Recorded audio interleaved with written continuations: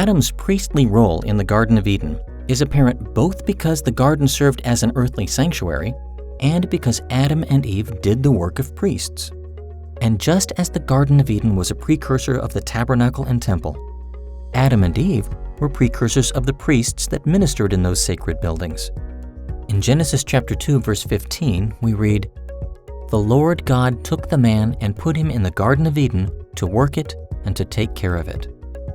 The Hebrew verbs avad, meaning work, and shamar, here translated take care, are both rather common and can mean many things. But together, they form a technical phrase describing priestly work. For example, in Numbers chapter 3, verse 8, we read, "The Levites are to take care of all the furnishings of the tent of meeting, fulfilling the obligations of the Israelites by doing the work of the tabernacle." In the creation account, Adam and Eve are created in God's image, not only to rule and subdue, but also to represent. They are supposed to, just like the priestly role in Israel, the priests were representations or go-betweens, mediums between God and mankind. So Adam and Eve are made to do the exact same thing. They are to rule, to serve, to obey, and thus represent God on earth. Not only to rule like him, but also to show what he is like, which is the primary role of a priest. God's covenant with Adam was, and still is, binding on all humanity.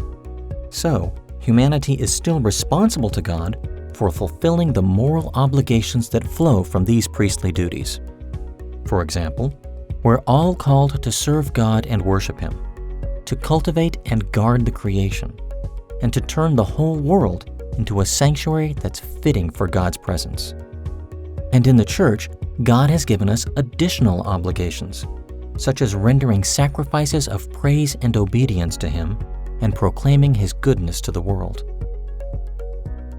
As Peter told the church in 1 Peter chapter 2, verses 5 and 9, "You are being built into a spiritual house to be a holy priesthood offering spiritual sacrifices. You are a chosen people, a royal priesthood, a holy nation, a people belonging to God, that you may declare the praises of Him who called you out of darkness into His wonderful light."